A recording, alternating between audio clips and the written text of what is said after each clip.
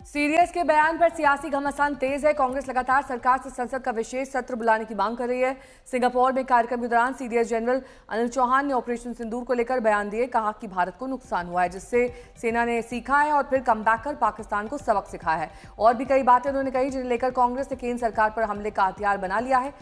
मल्लिकार्जुन खड़गे ने कहा कि मोदी सरकार देश को गुमराह कर रही है। उन्होंने संसद के विशेष सत्र की मांग की ताकि इस बात की चर्चा हो सके कि ऑपरेशन सिंदूर में कितना नुकसान हुआ है।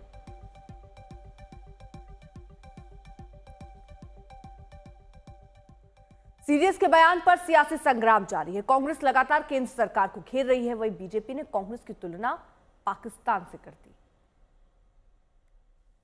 हम मानकर चल रहे हैं कि इस पर चर्चा होगी, बहस होगा पार्लियामेंट में।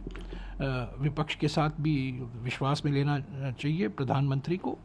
और हमारी एक सवाल है कि क्या जो कारगिल रिव्यू समिति की माफिक समीक्षा की गई थी कारगिल युद्ध के बाद, क्या आप जनरल चौहान जी ने जो कहा है उस मामलों पर भी आप विश्लेषण करेंगे, अध्ययन करेंगे, रिपोर्ट पेश होगा और पार्लियामेंट में उस पर बहस होगी?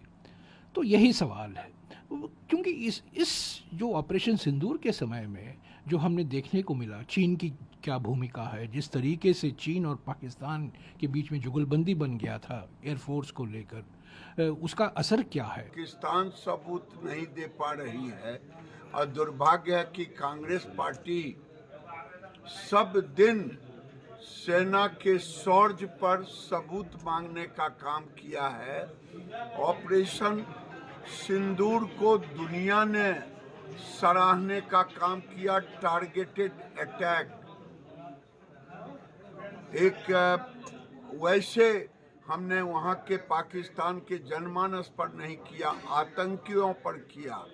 दुनिया इसकी सराहना कर रही है। पाकिस्तान के पास कोई सबूत नहीं मिल रहा है और पाकिस्तान की भाषा खड़गे बोल रहे हैं। अब आपको सुनाते हैं कि सीडीएस जनरल अनिल चौहान ने सिंगापुर में कार्यक्रम के दौरान ऑपरेशन सिंदूर को लेकर क्या कुछ कहा था। What I can say is on 7th and the initial stages, there were losses, but the numbers and that's not important. What was important is why did these losses occur and what did we do after that. So we rectified tactics and then went back on 7th, 8th and 10th in large numbers to hit air bases deep inside Pakistan.